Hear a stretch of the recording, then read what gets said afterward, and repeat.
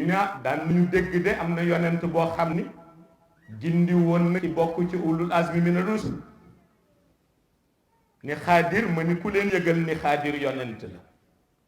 ndax xaadir laaj ngeen ko Cheikh Alhaaji Malik mais fa di leen as-saalihu ku baax la mais fa la yam ak yéen parce que xam na lu mu leen wax ci xaqiqa bu leen neexee ngeen sa gis seen téere wet ma ni leen kon xaadir amee na mission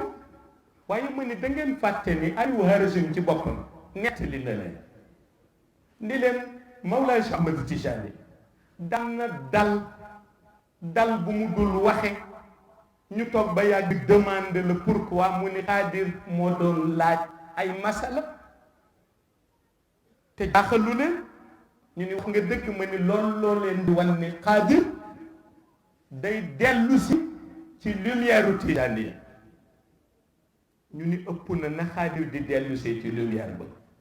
ma ni bu ngeen ñëwee 2019 ca Arafat da ngeen yëg ni leeram di jóge ci essence mystique ma ni loolu laa leen defal entre parenthèse borom téere yi ba ci kanam parce que yu ñoo tuddee des questions sans réponse dafa mës a existe ci monde musulman waaye lu ci nekk yàlla dafay bàyyi ba jamonoom jot mu jël un missionnaire ni ko décortiquer secret yooyu loolu tax mag ñi bañoon nit wax nga ni gisuma ci alxuraan taxaw weddi ko parce que ku mës a wax nga ni gisuma ko ci alxuraan taxaw weddi ko mag ñi bu ñu ko yëgee dañ lay convoqué boo ñëwee ñu ni tegal sa baaraam nga teg ñu ni bismillahi rahmaani rahim nga bëgg romb ñu ni alif laam miim zalika alkitaabu laa rayba fihi hudan lil muttaqin waaye balaa ñuy dem ca zalika alkitaab alif lan la laam lan la miim lan la di la déglu nga déglu ñu ni ñu dimbali la tuuti kaf haa yaa ayin saad lan la di la déglu ngay wax ñu ni taaha lan la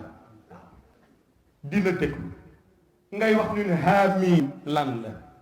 di la déglu mujj na ñu ni yow yi yëpp mënoo ko décortiquer nga ni gisoo ko ci alquran te yàlla du tudd ba bu amul signification soit da koy xam wala xamuloo kon la ngay rejeté mën na am ni ma nga ca biir alif la ngay rejeté mën na am ma nga ca laam la nga rejeté mën na am ma nga ca lii nga dellu si waat nag buñ lay dellu si waat mooy dañ lay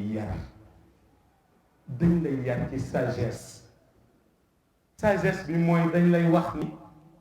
loo xamul rek na nga ci maandu ba borom bi di dikk ak la mu lay tekkil loo xamul na nga ci maandu ba borom bi di dikk ak la mu lay tekkil